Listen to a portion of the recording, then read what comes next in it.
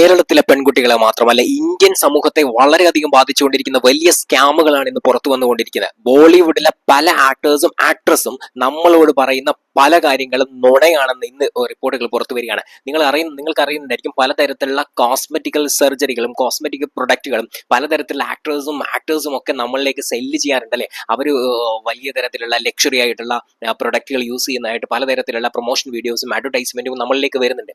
So ഇത് കണ്ടിട്ട് വലിയൊരു വിഭാഗം ആളുകൾ പലതരത്തിലുള്ള കോസ്മെറ്റിക് സർജറികളിലൂടെ ഗോ ത്രൂ ചെയ്യുകയും പലതരത്തിലുള്ള ആരോഗ്യ പ്രശ്നങ്ങൾ ഉണ്ടാവുകയും ചെയ്യുന്ന വലിയൊരു വാർത്ത നമ്മുടെ മുന്നിലേക്ക് വരുന്നുണ്ട്.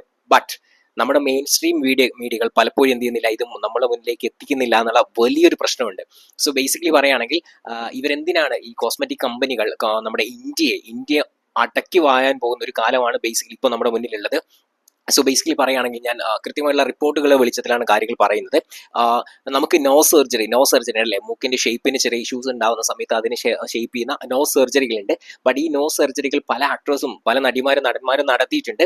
ചില ആളുകൾ അത് പബ്ലിക്കലി അഡ്മിറ്റ് ചെയ്തിട്ടുണ്ട്, ചില ആളുകൾ അഡ്മിറ്റ് ചെയ്തിട്ടുള്ള അവർ നാച്ചുറൽ ആണെന്ന് പറയുകയാണ് ഇപ്പോഴും ചെയ്യുന്നത്.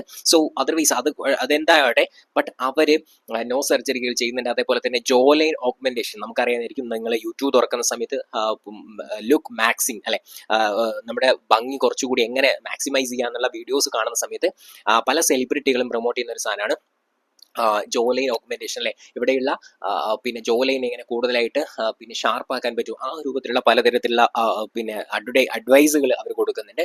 ആൻഡ് ഓഫ് കോഴ്സ് അതേപോലെ തന്നെ അടുത്ത പ്രശ്നം എന്ന് പറയുന്നത് സ്കിൻ ലൈറ്റനിങ്ങിന്റെ അല്ലെ. നമ്മുടെ പൊതുവെ ബേസിക്കലി നമ്മുടെ ഏഷ്യക്കാർക്ക് എന്ന് പറയുന്ന ഒരു മാനിറമാണ്, ഒരു യെല്ലോയിഷ് ആയിട്ടുള്ള ഒരു കളറാണ് ബേസിക്കലി നമുക്കുള്ളത്.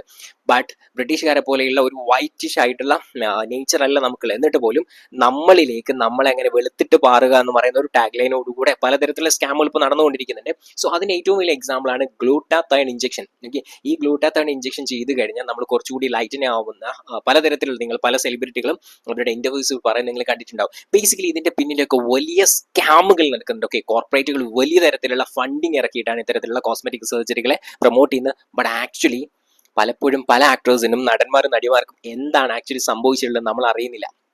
നമ്മൾ കാണുന്ന ആരെയാണ്, ചെറിയ ട്രീറ്റ്മെന്റ് എടുക്കുകയും കുറച്ച് വലിയ റിസൾട്ട് കാണിക്കുകയും ചെയ്ത ചില സെലിബ്രിറ്റികളെ മാത്രമേ നമ്മൾ കാണുന്നുള്ളൂ. ബട്ട് ആയിരക്കണക്കിന് സെലിബ്രിറ്റികൾ മരിച്ചു പോയിട്ടുണ്ട് പല പിന്നെ ട്രീറ്റ്മെന്റുകൾ എടുത്തിട്ട് എന്നുള്ള ഒരു റിപ്പോർട്ട് വരുന്നുണ്ട്. സോ ഇതൊന്നും നമ്മൾ അറിയുന്നില്ല. ഇപ്പോൾ ഫോർ എക്സാമ്പിൾ പറയുകയാണെങ്കിൽ ഇതെങ്ങനെയാണ് നമ്മളെ സൊസൈറ്റിയിൽ നമ്മളെ ബാധിക്കുന്നത് എന്നുള്ളതാണ്. നമ്മളെ വീട്ടിലെ പെൺകുട്ടിയോ അല്ലെങ്കിൽ നമ്മുടെ മക്കളെയോ ഇതെങ്ങനെയാണ് ബാധിക്കുന്നത് എന്നുള്ളതാണ് വലിയൊരു പ്രശ്നമായിട്ടുള്ളത്. ഈ അടുത്ത് കോയമ്പത്തൂർ കോളേജിൽ നടത്തിയിട്ടുള്ള ഒരു റിസർച്ച് പേപ്പറാണ് ഞാൻ പറയുന്നത്. ആ റിസർച്ചിൽ വളരെ കൃത്യമായി പറയുന്നുണ്ട് 1220 കോളേജിലേക്ക് പോയിക്കൊണ്ടിരിക്കുന്ന പെൺകുട്ടികൾ നടത്തിയിട്ടുള്ള സർവേയിൽ ഞെട്ടിക്കുന്ന റിപ്പോർട്ടുകളാണ് വന്നിട്ടുള്ളത്. അതിൽ 18-19 വയസ്സുള്ള പെൺകുട്ടികൾ 77% പേരും പറയുന്നത് they are not satisfied with their body type എന്നാണ്. അവരുടെ ശാരീരിക പ്രകൃതമായിട്ട് അവരൊട്ടും സാറ്റിസ്ഫൈഡ് അല്ല. ആ തരത്തിൽ അവരെന്ത് ചെയ്യുന്നുണ്ട്, ബോഡി ഡിസ്മോർഫിക് ഡിസോർഡറിലേക്ക് വന്നുകൊണ്ടിരിക്കുകയാണ്. ഓക്കെ, സോ ഈ BDD എന്ന് പറയുന്ന വളരെ ഗൗരവമായ ഒരു പ്രശ്നമാണ്. എന്ന് വെച്ചാൽ നമ്മുടെ സ്കിന്നിനെയും നമ്മുടെ ബോഡിയെയും ഇഷ്ടപ്പെടാതെ ഇരിക്കുകയും ഒരു തരത്തിലുള്ള അപകർഷതാബോധം നമ്മളിലേക്ക് തന്നെ ചെലുത്തുകയും ചെയ്യുന്ന ഒരു വലിയ പ്രശ്നമാണ്. പലപ്പോഴും ഇവർ പിന്നെ സെലിബ്രിറ്റി ആയിട്ടുള്ള ഒരാളെ വെച്ചിട്ടാണ് എന്ത് ചെയ്യുന്നത്, അയാളുടെ ബോഡി ടൈപ്പ് കമ്പയർ ചെയ്യുന്നത്. സോ ഇതൊരു വലിയ അലാമിംഗ് ആയിട്ടുള്ള ഇഷ്യൂ ആയിട്ട് നമ്മുടെ രാജ്യത്ത് ഇപ്പോൾ വന്നുകൊണ്ടിരിക്കുകയാണ്. ഇതിന്റെ മെയിൻ ആയിട്ടുള്ള ഇതിന്റെ ഒരു ഫണ്ടിങ് ഏത് മേഖലയിലേക്കാണ് നടക്കുന്നതെന്ന് വെച്ച് കഴിഞ്ഞാൽ സിനിമ ഇൻഡസ്ട്രിയിൽ തന്നെയാണ്. ഓഫ് കോഴ്സ് അതിൽ മെയിൻലി അത് ഫോക്കസ് ചെയ്യുന്നത് ബോളിവുഡിലാണ് ഈ പെർഫെക്റ്റ് ബോഡി ഇമേജ് എന്ന് പറയുന്ന സാധനം കൂടുതലായിട്ട് കൾട്ടിവേറ്റ് ചെയ്യുന്ന അല്ലെ. പെർഫെക്റ്റ് ബോഡി എന്ന് പറയുന്നത് ഇന്ന ഫീച്ചേഴ്സ് ഉള്ള ബോഡിയാണ്, അത് മെയിൽ ടൈപ്പ് ആയാലും ഇങ്ങനെയാണ്, അല്ലെങ്കിൽ വുമൺ ഇങ്ങനെയാണെന്നുള്ള കറക്റ്റ് ആയിട്ടുള്ള ഒരു സ്റ്റാൻഡർഡൈസേഷൻ, ബ്യൂട്ടിയിൽ ഒരു സ്റ്റാൻഡർഡൈസേഷൻ കൊണ്ടുവരികയാണ്. ബേസിക്കലി ഇത് വലിയൊരു ഇഷ്യൂ ആണ് അല്ലെ. ഒരു കാലത്ത് ബ്രിട്ടീഷുകാർ ഉണ്ടാക്കിയ പ്രശ്നമാണ് ഈ കറുത്ത ആളുകൾ എന്താണ് കുറച്ച് ഇൻഫീരിയർ ആയിരിക്കണം എന്നുള്ള ഒരു ഇമേജ്. ഇവിടെ ബ്രിട്ടീഷുകാർ നമ്മുടെ ഇന്ത്യയിൽ 190 വർഷത്തോളം ഭരിച്ച സമയത്ത് അവരുണ്ടാക്കിയ ഒരു നോഷന്റെ പേരിലാണ് നമ്മൾ ഇന്നും എന്ത് ചെയ്യുന്നത്, പലപ്പോഴും ബ്ലാക്ക് ആയിട്ടുള്ള ഒരാളോട് നമ്മൾ അപമര്യാദയായി പെരുമാറുന്ന സിറ്റുവേഷൻസ് നമ്മുടെ സൊസൈറ്റിയിൽ നമ്മൾ കാണുന്നത് അല്ലെ. നിങ്ങൾ ആലോചിച്ച് നോക്കൂ, ബ്ലാക്ക് എന്ന് പറയുന്നത് എത്രത്തോളം മികച്ച കളറാണ്. നമ്മളൊരു ഷർട്ട് ബ്ലാക്ക് ഇടുന്ന സമയത്ത് അത് അതോറിറ്റിയെ സിഗ്നിഫൈ ചെയ്യുന്നു എന്ന് നമ്മൾ പറയാറുണ്ട് അല്ലെ. പലതരത്തിലും ബ്ലാക്ക് ആയിട്ടുള്ള കാറ് വാങ്ങുന്ന സമയത്ത് അത് ക്ലാസിക് ആയിട്ടുള്ള ഒരു നോഷൻ അതിന് കൊടുക്കുന്നുണ്ട്. അങ്ങനെ ബ്ലാക്കിന് എല്ലാ തരത്തിലുള്ള പ്രിവിലേജും ഉണ്ടായിരിക്കെ അത് when it comes to skin ടൈപ്പിലേക്ക് വരുന്ന സമയത്ത് ബ്ലാക്കിന് പ്രശ്നമാവുന്നു. ആരാണിത് പ്രശ്നമാക്കിയെന്നുള്ള ചോദ്യമുണ്ട്. അത് ബ്രിട്ടീഷുകാരായിരുന്നു അല്ലെ. ഇതേപോലെ തന്നെയാണ് ഇപ്പോൾ എന്ത് ചെയ്യുന്നത്, ബ്യൂട്ടി സ്റ്റാൻഡേർഡുകൾ വരുന്നത് അല്ലെ. നമ്മൾ പിന്നെ ജോലൈൻ ഷാർപ്പ് ആയിരിക്കണം, നമ്മുടെ നോസിന് ഇത്രേ ലെങ്തേ ഉണ്ടാവാൻ പാടുള്ളൂ. അങ്ങനെ പലതരത്തിലുള്ള ബ്യൂട്ടി സ്റ്റാൻഡേർഡുകളിലൂടെ നമ്മുടെ രാജ്യത്ത് വലിയ പ്രശ്നങ്ങൾ ഉണ്ടായിക്കൊണ്ടിരിക്കുകയാണ്. സോ ഇതിൽ മെയിനായിട്ട് അവർ നടത്തുന്ന കാര്യങ്ങൾ എന്ന് പറയുന്നത്, ഒന്ന് നോസ് സർജറികളാണ്. നമ്മുടെ മൂക്കിന്റെ ഷേപ്പ് എന്ത് ചെയ്യുക, കുറച്ചുകൂടി ഷാർപ്പൻ ചെയ്യുക എന്നുള്ളതാണ് ഇതിൽ മെയിനായിട്ട് അവർ ഉദ്ദേശിക്കുന്നത്. പിന്നെ ലിപ് ഫില്ല് ചെയ്യുക അല്ലെ, ചുണ്ടിന്റെ ഭംഗി കുറച്ചുകൂടി കൂട്ടാനുള്ള ലിപ് ഫില്ലിംഗ് മെക്കാനിസം അവർ കൂടുതലായിട്ട് പ്രൊമോട്ട് ചെയ്യുന്നത്. ആൻഡ് ഓഫ് കോഴ്സ് ബ്രസ്റ്റ് സർജറിയാണ് ഇന്ന് ഏറ്റവും വലിയ സ്കാം ആയിട്ട് നടന്നുകൊണ്ടിരിക്കുന്നത് അല്ലെ. നമുക്കറിയാം പലതരത്തിലുള്ള, കേരളത്തിൽ തന്നെ പല പിന്നെ നടിമാരും അത് ചെയ്തതായിട്ട് റിപ്പോർട്ടുകൾ വരുന്നുണ്ട്. പലരും ഓപ്പൺലി അത് അഡ്മിറ്റ് ചെയ്തിട്ടില്ല. ഈ ബ്രസ്റ്റ് സർജറിയിലൂടെ പലതരത്തിലുള്ള ഇഷ്യൂസ്, ആരോഗ്യ പ്രശ്നങ്ങൾ പലതരത്തിൽ, ഇത് ചെറിയ തരത്തിലല്ല, സീരിയസ് ആയിട്ട് തന്നെ അവർ ഫേസ് ചെയ്യുന്നുണ്ട്. പക്ഷെ അവരത് പുറത്തു വിടുന്നില്ല എന്നുള്ള ഒരു അലാമിംഗ് ആയിട്ടുള്ള ഇഷ്യൂ ആണ്. ആൻഡ് ഓഫ് കോഴ്സ് എന്താണ്, ഫാറ്റ് റിമൂവൽ സർജറികൾ അല്ലെ. കുറച്ചുകൂടി സ്ലിം ആയിട്ടുള്ള ബ്യൂട്ടിയാണ് കുറച്ചുകൂടി ബെറ്റർ അല്ലെ. അതുകൊണ്ട് തന്നെ ആ ഒരു നോഷൻ ആളുകളിലേക്ക് ചെലുത്തുകയും ഫാറ്റ് റിമൂവൽ സർജറികൾ നടത്തുകയാണ് അല്ലെ. നമ്മൾ ഫാറ്റ് കുറയ്ക്കേണ്ടത് എങ്ങനെയാണ്, മാക്സിമം നമ്മൾ കലോറി ബേൺ ചെയ്ത് നമ്മൾ എക്സസൈസ് ചെയ്തിട്ടാണ് നമ്മൾ എന്ത് ചെയ്യുന്നത്, വെയിറ്റ് കുറയ്ക്കേണ്ടത്. പക്ഷേ ഇതിൽ ചെയ്യുന്നത് ബേസിക്കലി നമ്മുടെ ശരീരത്തിലുള്ള ഫാറ്റിനെ പിന്നെ സർജിക്കൽ പ്രോസസ്സിലൂടെ എന്ത് ചെയ്യുകയാണെന്ന് റിമൂവ് ചെയ്യുന്ന വലിയ തരത്തിലുള്ള ഇഷ്യൂസ് ക്രിയേറ്റ് ചെയ്യുന്നുണ്ട്. And Brazilian but lift, okay, നമ്മുടെ ബട്ട്സിന്, നമ്മുടെ ഹിപ്പ് ഏരിയക്ക് കുറച്ചുകൂടി ഷേപ്പ് ഉണ്ടാക്കാനുള്ള പലതരത്തിലുള്ള പ്രോസസ്സ്. അത് ബേസിക്കലി ഏറ്റവും കൂടുതൽ ഡെത്ത് റേറ്റ് ഉള്ള ഒരു പ്രശ്നമാണ്. ഓക്കെ, നമ്മുടെ ബട്ടിന്, അതായത് ഹിപ്പ് ഏരിയക്ക് ഭംഗി ഉണ്ടാക്കാനുള്ള സർജിക്കൽ പ്രോസസ്സാണ് ബേസിക്കലി ഇത് നടക്കുന്നത്. പക്ഷേ ഏറ്റവും കൂടുതൽ മരണനിരക്കുള്ളത് ഇതിലാണെന്ന് നമ്മൾ അറിഞ്ഞിരിക്കേണ്ടതുണ്ട്. ഓക്കെ, ബേസിക്കലി ഇത് മൾട്ടി ബില്യൺ ആയിട്ടുള്ള ഒരു ബിസിനസ് ഇൻഡസ്ട്രിയാണ്. ഇത്തരത്തിലുള്ള നമ്മുടെ പിന്നെ ബോഡിയെ, ബ്യൂട്ടിയെ കൃത്യമായി സ്റ്റാൻഡർഡൈസ് ചെയ്യാണ്. നിങ്ങളുടെ മുഖം ഇങ്ങനെയായിരിക്കണം, നിങ്ങളുടെ ഫേസ് ഇങ്ങനെയായിരിക്കണം, നിങ്ങളുടെ കണ്ണുകൾ 100 ആയി ആയിരിക്കണം. ഇത്തരത്തിലുള്ള വലിയ തരത്തിലുള്ള സ്കാമാണ് ഇപ്പോൾ നടത്തുകൊണ്ടിരിക്കുന്നത്. ബേസിക്കലി നിങ്ങൾക്ക് അറിയാൻ പറ്റും, നമ്മുടെ സെലിബ്രിറ്റികൾ നോക്കുന്ന സമയത്ത് പലരും ഇത്തരത്തിലുള്ള സർജിക്കൽ പ്രോസസ്സിലൂടെ കടന്നുപോയിട്ടുണ്ട്. പലർക്കും പല പ്രശ്നങ്ങളുള്ളതായി പല ഇന്റർവ്യൂസിലായിട്ട് അവർ പറയാറുണ്ട്. ഓക്കെ, പലതരത്തിൽ ന്യൂസ് പേപ്പേഴ്സിനൊക്കെ കൊടുക്കുന്ന ഇന്റർവ്യൂസിലാണ് അവരത് പറയാറുള്ളത്. അതുകൊണ്ട് തന്നെ നമ്മൾ എന്ത് ചെയ്യാറില്ല, ഇൻസ്റ്റഗ്രാമിലൊന്നും അങ്ങനെ അത് കാണാറില്ല. ബേസിക്കലി ശില്പ ഷെട്ടി അവർ പറയുന്നുണ്ട് നോസ് സർജറി അവർ നടത്തിയിട്ടുണ്ട്. പിന്നെ പ്രിയങ്ക ചോപ്രയിലേക്ക് വരുന്ന സമയത്തും അവരും ഈ നോസ് സർജറി നടത്തിയിട്ടുണ്ട്.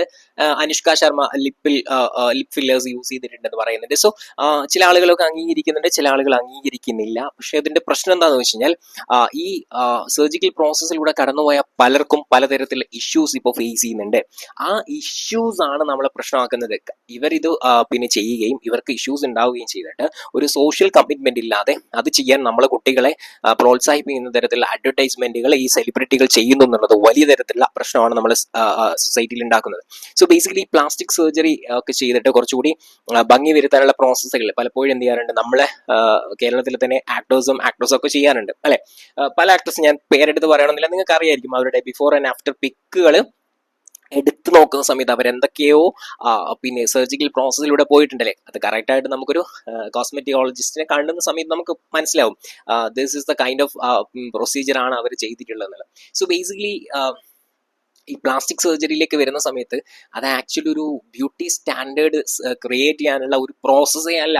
അത് സ്റ്റാർട്ട് ചെയ്തത്, അത് വെരി ബിഗിനിങ്ങിൽ അത് സ്റ്റാർട്ട് ചെയ്തിട്ടുള്ളത് ഹിസ്റ്റോറിക്കൽ പോയിന്റ് ഓഫ് വ്യൂ നോക്കുകയാണെങ്കിൽ വേൾഡ് വാർ നടക്കുന്ന സമയത്ത്, ഒന്നാം ലോക മഹായുദ്ധവും രണ്ടാം ലോക മഹായുദ്ധമൊക്കെ നടക്കുന്ന സമയത്ത് പല ആളുകൾക്കും യുദ്ധങ്ങളിൽ അവരുടെ ഫേസും അവരുടെ ബോഡിയൊക്കെ ആകെ കൂടെ വികൃതമായി പോകുന്ന സിറ്റുവേഷനിൽ അവർക്ക് റിക്കവർ ചെയ്യാനുള്ള ഒരു മെക്കാനിസം എന്നുള്ള നിലയിലാണ് ചെയ്യുന്നത് ഈ പ്ലാസ്റ്റിക് സർജറി വരുന്നത്. ബട്ട് ഇപ്പോൾ നമ്മൾ എന്താണ് ചെയ്യുന്നത്, ചെറിയ ചെറിയ മൈന്യൂട്ടായ പ്രശ്നത്തിൽ പോലും പ്ലാസ്റ്റിക് സർജറി ഒരു സൊല്യൂഷൻ ആയിട്ട് കൊടുക്കുന്ന ഡോക്ടേഴ്സ്, ഈ ഡോക്ടേഴ്സും ഈ ഒരു വലിയ സ്കാമിന്റെ ഭാഗമാണെന്ന് നമ്മൾ അറിഞ്ഞിരിക്കണം. ഓക്കെ, ഡോക്ടറാണ് പറയുന്നത് എന്ന് വിചാരിച്ച് നമ്മൾ അത് ആക്സെപ്റ്റ് ചെയ്യേണ്ട ആവശ്യം ഇല്ല. ഓക്കെ, അതേപോലെ തന്നെയാണ് റിനോപ്ലാസ്റ്റി, ഞാൻ പറഞ്ഞു, നോ സർജറി, ഇതും ഇതേപോലെയുള്ള പിന്നെ ആരോഗ്യപരമായിട്ടുള്ള പ്രശ്നങ്ങൾക്കായിരുന്നു ചെയ്തിരുന്നത്. അല്ലാതെ ബ്യൂട്ടിക്ക് വേണ്ടിയിട്ടല്ല നമ്മൾ നോ സർജറി പണ്ട് ചെയ്തിരുന്നത്. അത് ഇന്ന് ചെയ്യുന്നതിൽ പ്രശ്നം എന്താണെന്ന് വെച്ച് കഴിഞ്ഞാൽ, ചെറിയ ചെറിയ കാര്യങ്ങൾക്ക് പോലും അത് പ്രൊമോട്ട് ചെയ്യപ്പെടുന്നതിലൂടെ ഒന്ന് വലിയൊരു ഫണ്ടിങ് ഇവിടെ നടക്കുന്നു, ഒരു വലിയൊരു സ്കാം നടക്കുന്നു, നമ്മൾ ആ ഒരു വലിയ സ്കാമിന്റെ ഭാഗമായി മാറുന്നു. ഓക്കെ, പലപ്പോഴും അത് നമുക്ക് പലതരത്തിലുള്ള ആരോഗ്യ പ്രശ്നങ്ങൾ ഉണ്ടാക്കുന്നു എന്നുള്ളതാണ് മെയിൻ ആയിട്ടുള്ള പ്രശ്നങ്ങൾ പറയുന്നത്. ഓക്കെ, സോ എന്താണ് ബേസിക്കലി ഇവിടെ ചെയ്യേണ്ടത് എന്നുള്ളതാണ്, ഇതെവിടെയാണ് പ്രശ്നമായിട്ട് മാറുന്നത് എന്നുള്ളതാണ്. ബേസിക്കലി നമ്മുടെ പിന്നെ ടീനേജ് ആയിട്ടുള്ള കുട്ടികൾ പലപ്പോഴും അവരുടെ ബോഡി ടൈപ്പിൽ ഓക്കെ അല്ല. അതിന്റെ പേരിൽ പലതരത്തിൽ ആത്മഹത്യ നമ്മുടെ കേരളത്തിൽ നടന്നിട്ടുണ്ട്, നമ്മുടെ ഇന്ത്യയിൽ നടക്കുന്നുണ്ട്. ഓക്കെ, ഇത് വളരെ അധികം പിന്നെ അവർ ഒരു ടീനേജ് ആവുന്ന സമയത്ത് അവർ കണ്ണാടിയിൽ നോക്കുന്ന സമയത്ത് തങ്ങളുടെ ഇഷ്ടപ്പെടുന്ന ആക്ടറിനെയോ ആക്ട്രസിനെ പോലെ അല്ല തങ്ങളുടെ ബോഡി ഉള്ളതെന്നുള്ള ഒരു തരത്തിലുള്ള ഒരു കൈൻഡ് ഓഫ് അപകർഷത ബോധം അവരിൽ ഉണ്ടാവുകയും അങ്ങനെയാണ് എന്ത് ചെയ്യുന്നത്, അവർ പലതരത്തിലുള്ള ആത്മഹത്യകളിലേക്ക് പോകുന്നത്, വലിയ തരത്തിലുള്ള പ്രശ്നങ്ങൾ സൃഷ്ടിക്കുന്നുണ്ട്. റിപ്പോർട്ടുകൾ പറയുന്നത് ഒന്ന്, നമുക്കൊരു ബോഡി ഇൻസെക്യൂരിറ്റി ഫീൽ ചെയ്യുന്നു, and of course body image disorder എന്ന് പറയുന്ന വളരെ ഇമ്പോർട്ടൻ്റ് ആയിട്ടുള്ള ഇഷ്യൂസ് ഉണ്ടാവാറുണ്ട്. ആൻഡ് ഓഫ് കോഴ്സ് അതേപോലെ തന്നെ നമുക്ക് ഈറ്റിംഗ് ഡിസോർഡറും പിന്നെ സ്ലീപ്പ് ഇഷ്യൂസ്, അങ്ങനെ ഒരുപാട് പ്രശ്നങ്ങൾ, ഇത് നമ്മുടെ ശരീരം ഓക്കെ അല്ല എന്നുള്ള തോന്നലിൽ ഉണ്ടാവുന്നു എന്നുള്ളതാണ് പ്രശ്നമായിട്ടുള്ളത്. സോ ഇതിനെ എങ്ങനെ അഡ്രസ്സ് ചെയ്യാന്നുള്ളതാണ് മെയിൻ ആയിട്ടുള്ള കാര്യം. മെയിൻലി ഇത്തരത്തിലുള്ള പ്രൊഡക്റ്റുകളും അതേപോലെ തന്നെ കോസ്മെറ്റിക്കൽ പ്രൊസീജിയേഴ്സും റെക്കമെൻഡ് ചെയ്യുന്ന ഡോക്ടേഴ്സിനെ നമ്മൾ ഫസ്റ്റ് ഓഫ് ഓൾ ബിലീവ് ചെയ്യാതിരിക്കുക എന്നുള്ളതാണ് ഇമ്പോർട്ടൻ്റ് ആയിട്ടുള്ള കാര്യം. സോ ഒരു ഹെൽത്ത് പരമായിട്ടുള്ള ഗ്രൗണ്ട്സിൽ മാത്രമേ നമ്മളൊരു സർജിക്കൽ പ്രോസസ്സിലൂടെ കടന്നു പോകാൻ പാടുള്ളൂ. ഓക്കെ, പിന്നെ ഈ ഗ്ലൂട്ടാത്തയോൺ പോലെയുള്ള പിന്നെ ഇഞ്ചക്ഷൻ നടത്തുന്ന സമയത്ത് ബേസിക്കലി ഇത് എന്തിനു വേണ്ടി കൊണ്ടുവന്നായിരുന്നു എന്നൊരു ചോദ്യമുണ്ട്. ഇത് ബേസിക്കലി സീവിയർ ആയിട്ടുള്ള ലിവർ ഇഷ്യൂസിനെ ട്രീറ്റ്മെന്റ് ചെയ്യാനുള്ള ഒരു പ്രോസസ്സായിട്ട് കൊണ്ടുവന്ന ഗ്ലൂട്ടാത്തയോൺ ഇന്ന് എന്ത് ചെയ്യാണ്, പല സെലിബ്രിറ്റികളും നമ്മളോട് പറയുകയാണെന്ന് നിങ്ങളുടെ സ്കിൻ വൈറ്റനിങ് ചെയ്യാൻ ഇത് ഹെൽപ്പ് ചെയ്യും എന്നുള്ള രൂപത്തിലേക്ക് നമ്മൾക്ക് ഇഞ്ചെക്ട് ചെയ്യാണ്. സോ ഇന്നും അങ്ങനെ ചെയ്തു കഴിഞ്ഞാൽ എന്തൊക്കെ വലിയ പ്രശ്നങ്ങൾ ഫ്യൂച്ചറിൽ ഉണ്ടാകും. ഓൾറെഡി പ്രശ്നങ്ങൾ ഉണ്ടാവുന്നുണ്ട്, ഫ്യൂച്ചറിൽ ഉണ്ടാവാം എന്നുള്ള കാര്യങ്ങൾ റിപ്പോർട്ട് വന്നിട്ടില്ല. ദാറ്റ് മീൻസ് എക്സ്പെരിമെന്റ് പോലും പ്രോപ്പറായിട്ട് നടക്കാത്ത കാര്യങ്ങളാണ് പല സെലിബ്രിറ്റികളും നമ്മളോട് പറഞ്ഞുകൊണ്ടിരിക്കുന്നത്. സോ എന്നെ കേൾക്കുന്നവരോട് എനിക്ക് പറയാനുള്ളത്, ഇത്തരം സ്കാമുകളിൽ പോയി പെടാതിരിക്കുക.